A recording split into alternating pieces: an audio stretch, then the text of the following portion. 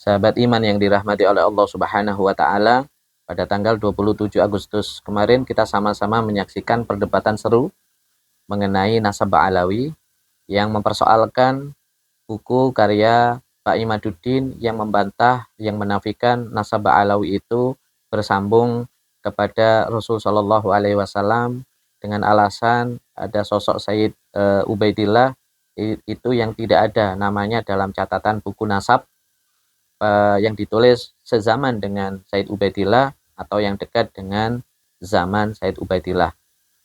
Kesimpulannya adalah perdebatan itu Pak Imaduddin dengan timnya yang mewakili itu tidak bisa mempertahankan argumentasinya. Jadi tulisan karya Pak Imaduddin itu dibantah dan tidak bisa terjawab, kalah telak, sangat telak sekali ya, sehingga argumentasi yang mendukung nasab Ba'alawi bersambung kepada Rasul Shallallahu Alaihi Wasallam itu memenangkan perdebatan dengan kemenangan yang saya kira kita bisa menyaksikan sendiri ya, itu kemenangan yang cukup telak. Nah, saya ingin berkomentar sedikit pada aspek yang lain ya. Jadi kalau kita telah karya Pak Imaduddin ini ya tentang penolakan dia terhadap nasab Ba'alawi dengan alasan bahwa tidak ada kitab nasab yang menulis sosok Said Ubaidillah ya, itu catatan nama ya, nama Said Ubaidillah itu baru muncul dalam kitab nasab ratusan tahun setelahnya. Nah, ini sebetulnya kalau kita perhatikan ada kemiripan dengan metode atau pendekatan dari orientalis yang menolak hadis-hadis Nabi. Ada orientalis namanya Joseph Sack ya, itu antara lain dia menulis tentang hadis-hadis hukum. Dia menafikan bahkan hadis yang tercantum dalam kitab Bukhari ya, hadis yang tercantum dalam Sahih Muslim itu semuanya palsu, dibuat oleh para ulama, khususnya para fuqaha. Jadi hadis itu menurut orientalis itu dibuat setelah abad kedua Hijriah. Karena sebelum abad kedua Hijriah tidak ada buku hadis, kitab hadis yang resmi ditadwin oleh para ulama. Jadi sebelum Muwatta Imam Malik itu belum ada kitab hadis yang ditadwin secara resmi. Sehingga dengan asumsi itu kemudian orientalis percaya bahwa hadis itu baru dibuat pada setelah abad kedua Hijriah, dan buku-buku hadis banyak gitu, buku-buku fikih banyak tentang itu.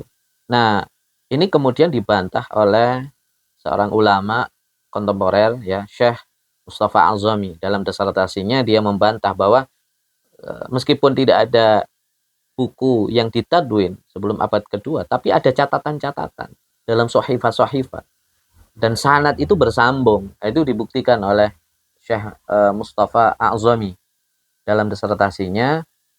Dia kemudian membantah pendapat Joseph Sack dengan teori common link, dengan teori Froying-Beck dan sebagainya, yang mana itu akhirnya terbantahkan semua. Dan ini diuji ya, disertasi ini diuji oleh di depan orientalis juga ya. Akhirnya sampai sekarang pun bantahan daripada Mustafa Al-Zami ini tidak ada orientalis yang membantah lagi sebetulnya.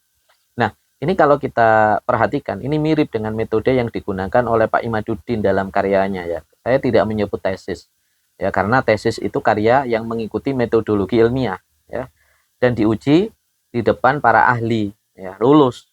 Tapi ini saya kira dari segi metodologi itu tidak mengikuti metodologi karya ilmiah, apalagi belum diuji oleh karya oleh seorang ahli. Kemarin saja dalam perdebatan tidak bisa mempertahankan ya, itu paling tidak itu kalau dikatakan tesis kemarin itu ujian tesisnya lah ya, tapi gagal, tidak lulus ujian tesisnya ya, karena tidak bisa membuktikan bahwa tidak adanya buku nasab yang mencatat ya Said Ubaidillah. Itu bukan berarti Said Ubaidillah itu tidak ada sosok yang tidak ada kemudian diada-adakan oleh kaum yang mengaku Ba'alawi keturunan Nabi. Tidak ada catatan-catatan ya. Bahkan dihafalkan seperti itu, sebagaimana hadis dulu dihafalkan ya, hafalan lebih kuat daripada tulisan pada masa abad kedua, sebelum abad pada masa kedua Hijriah.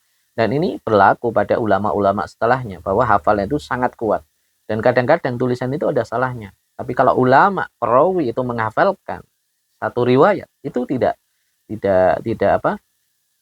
tidak keliru ya, itu perawi yang mautsuq, perawi yang tidak dhaif, perawi yang ini dan sebagainya. Bahkan sangat hati-hati para perawi ini. Nah, Said Ubadillah ini sudah syuhrah, sudah masyhur, sudah dikenal. Kalau orang tua kita nggak ada, ya orang tua kita kan orang dulu kadang-kadang banyak yang nggak punya akte kelahiran. Ya, apakah kemudian diragukan nasabnya? Ayah saya itu diragukan anak sebagai orang tuanya. Itu tidak, karena orang semua tahu bahwa ya, orang tua saya bin ini bin fulan, orang pada tahu. Nggak ada catatan dalam akte lahirnya seperti itu, nggak ada. Nah, ini sama. Said Ubadillah tidak ada akte lahirnya pada masa itu.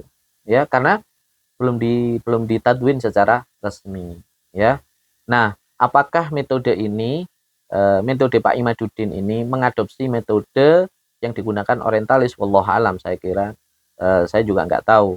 Tapi yang jelas kebatilan itu pasti ketemu dengan kebatilan. Kalau al-haq itu pasti ketemu dengan al-haq. Tidak mungkin kebatilan itu ketemu dengan al-haq, ya.